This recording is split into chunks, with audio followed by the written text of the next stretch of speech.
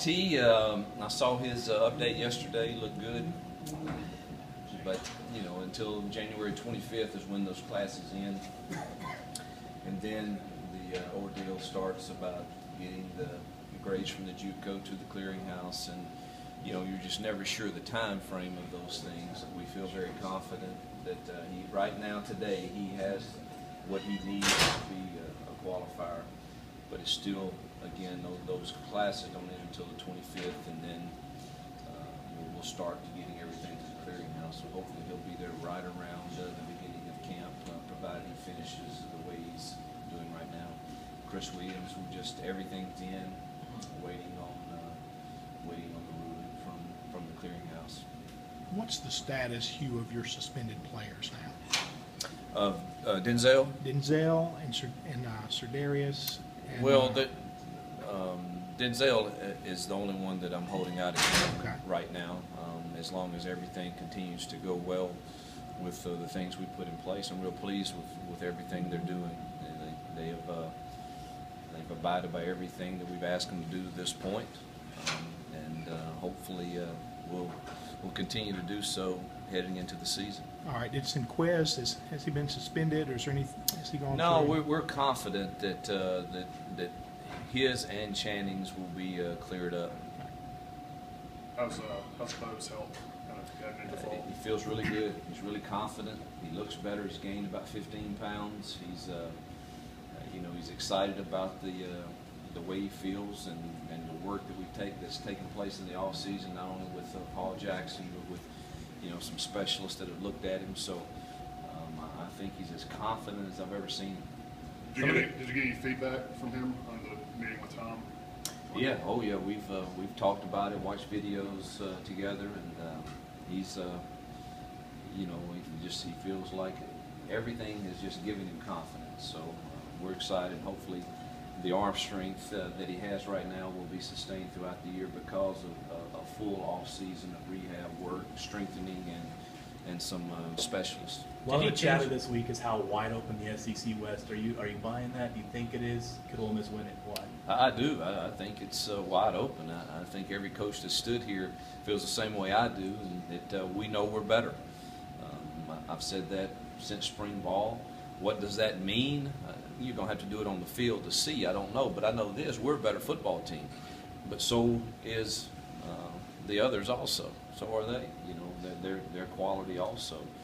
So, you know, you can't forecast the health of your players and what's going to happen to key people throughout the season, but there's no question that I stand here today, you know, feeling excited and very confident about how we're preparing and who we are at this point.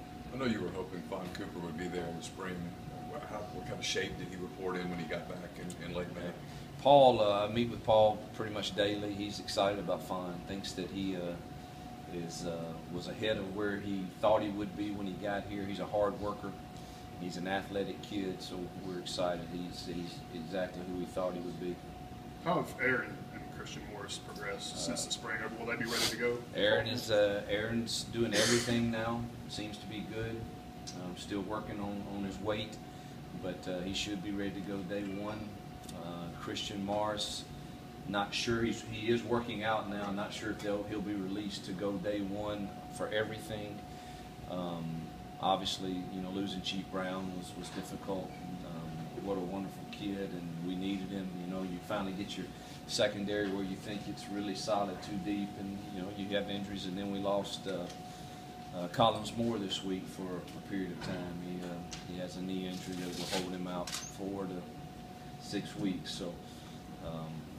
You know, that's part of the game. That's why you've got to go recruit depth, and that's one reason we feel better is we do have better depth at most places than we have had the last 2 years. Does Robert Conner still work at center, or does he still a full-time tackle? He's both. He's both. He'll be working at center and at tackle. You know, some of that will depend on how well the Rod Taylors of the world come along. Can he play tackle also, and how his learning curve goes and all of that. But Robert is very important to us because of the fact that he can play multiple positions and he handles it mentally and can do all of that. So he'll be working both in camp. From what you've heard from guys from Paul and then I guess from feedback from players, which of the new guys do you think, are you kind of hopeful maybe they'll be able to help you right away? Rod Taylor would be one. He's a good player also. You know, obviously how good he'll be as a freshman, I don't know, but we're in need in offensive line. We need one of those young kids to play. Obviously, Fawn, Cooper, those two are the first to jump off the page. He's really excited about Breland Speaks and Gerald McDowell, you know.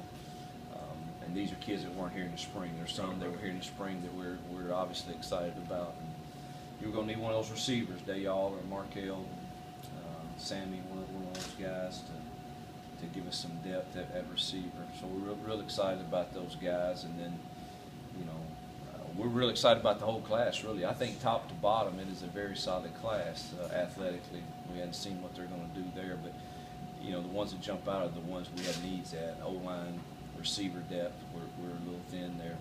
What is the status of the offensive line at this point? Yeah, you'd have to say that's always in the trenches is where this league's won and lost. And, you know, if you just look at what we lost through either graduation, transfers, and we didn't feel like we had the depth there to begin with, that would obviously be the first concern. So we need those. We need Fawn and Rod, and you know, we might have a surprise in one of those young kids. And you know, we had some good kids in spring, get some rep. Durante, and those guys are Ben Steele, so they're going to play. what is the status of Christian Morris's waiver request? It's in the process. Yeah. It's not something that I'm tremendously hopeful about, but it is in the process. The state football championships moving to Oxford, what kind of opportunity does that present for the program? Well, it's just another chance for us to show off what we think is one of the most beautiful campuses in America, and our facilities, which we think are compared. You can compare it to any in the nation. So it's a chance to get those teams on our campus, and it helps not only with us in recruiting, but just our general student body in recruiting also.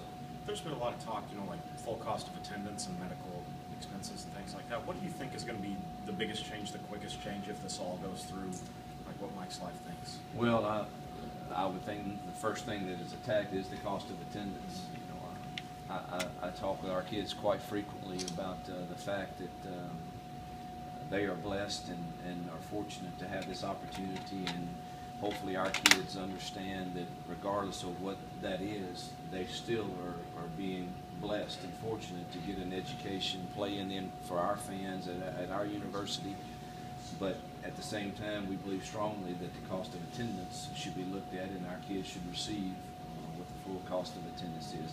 That's the first thing that I hope is attacked, and really I haven't thought much more about anything else other than that.